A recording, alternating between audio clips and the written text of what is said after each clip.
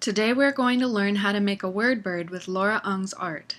My name is Paige Ungs, and I'm about to walk you through it. First thing, you need a word. Look it up in the dictionary, write down the word, the type of the word, as well as all the definitions that go with the word. You can write it as scribbly or as fancy as you like. Then, we're going to take corner A and fold it to corner B. Whenever making a fold, be sure that you line up the paper before you crease. If you crease incorrectly or it's not quite as precise as you would like, simply redo it. Then we're going to take sharp corner A to sharp corner B, again lining it up before we crease. Feel free to follow along in real time, as well as look at each diagram as it comes up. The next step, we'll take one layer, only one layer A, to sharp corner B, leaving C where it is. Again, only picking up one layer, in this case, it's a fold, 2 sheets thick, and lining it up before creasing. Flip it over and do the same thing, bringing A to B, lining it up before creasing. And here it is real time.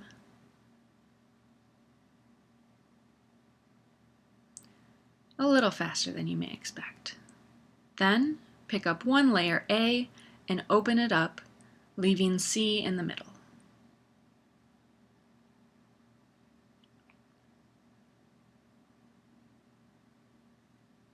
Then you're going to pick up one sheet of paper, C, and bring it up, over, and down.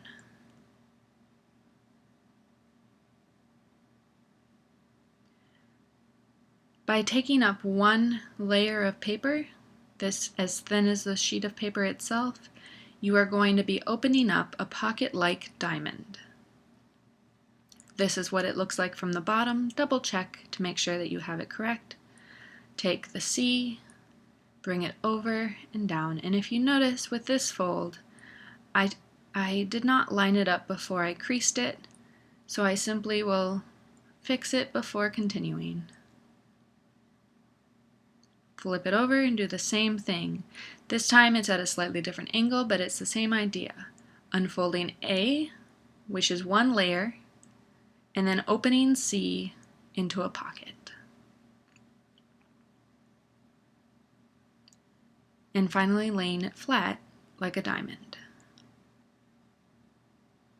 So I'm holding it up in this, so it's a little difficult to see, but you simply open up A, pick up C, and flatten it into a diamond.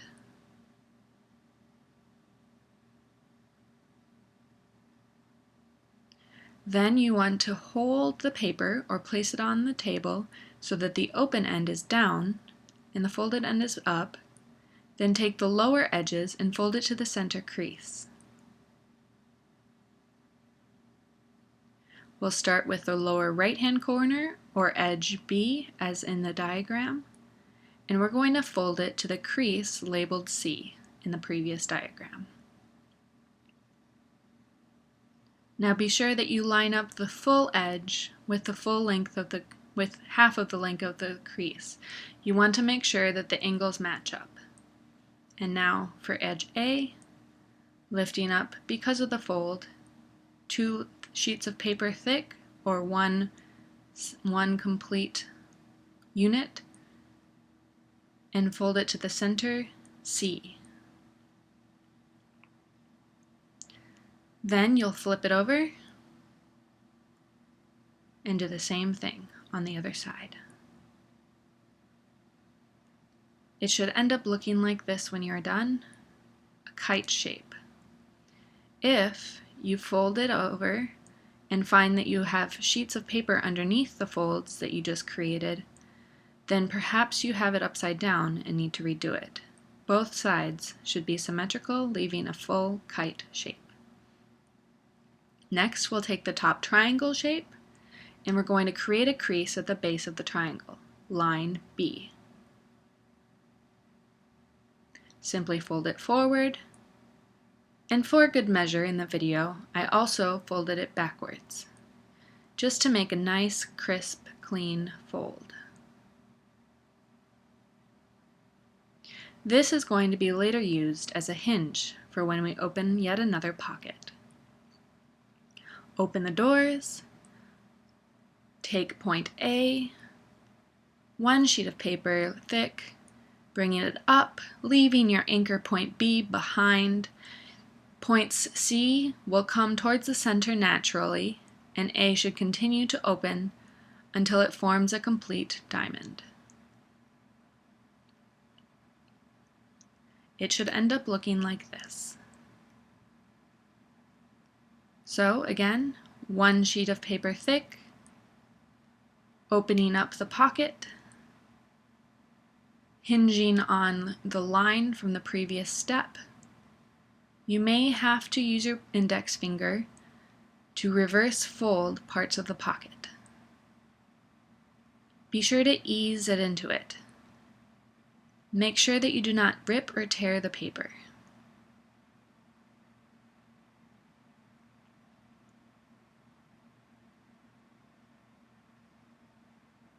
Flip it over and follow the same steps as before. Hinging along the line from the previous step, bringing in corners C into the center until they meet, and point A towards the top, leaving B relatively in the same place. The next thing you want to do is make sure that your paper is in the correct position. You want to have the wings, or the part that are connected, at the top, and the part that are separate at the bottom, like so. Do you see the space in between the bottom two halves? We're going to fold edge A to C and edge B to C, not quite meeting in the middle. Then you will flip it over and do the same thing on the other side. So again, bringing edge B to center line C without overlapping, and edge A to center line C, again coming fairly short of the exact center. Flipping it over, we're going to do something similar, exactly the same in fact, bringing edges to the center line C, but not quite overlapping. The next step that we will perform is a line shown in the white line, C, bringing tip A up at an angle and forming a crease by folding it back at the same angle. So I will quickly show you, folding it up at an angle and back, and this will be our neck. So whichever angle that you want the neck to be, simply fold it at that angle. Next, we will take edges A and B and separate them along the edge, which naturally happens, bringing up C to reverse fold as you bring it up and hinging it on the line that you made previously. Then you will close edges A and B as shown now.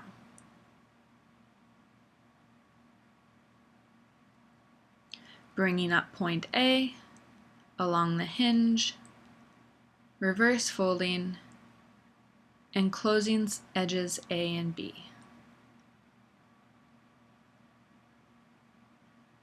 We'll do the same thing on the other side. First, forming a crease at an angle that you like for the tail, opening up the body, bringing the tail up, reverse folding the tail, and closing the body back up. Next, we'll make the head. First, by forming a crease, very similarly to the way that we did the tail and the head.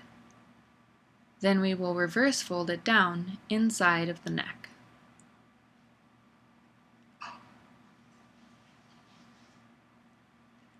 as shown here, forming the crease by turning it backwards and forwards along the same hinge, opening the neck, bringing the head down along that hinge crease that you just made, reverse folding and closing the neck as well as the head back up to keep it in place firmly. Next, you'll fold down the wings. Put your finger and your thumb close to the body along the wings and pull gently. If you would prefer, you can blow into the body of the bird to create a balloon effect. This has been Making a Word Bird with Paige Ungs. Please subscribe and enjoy your word bird. I hope you learned some vocabulary.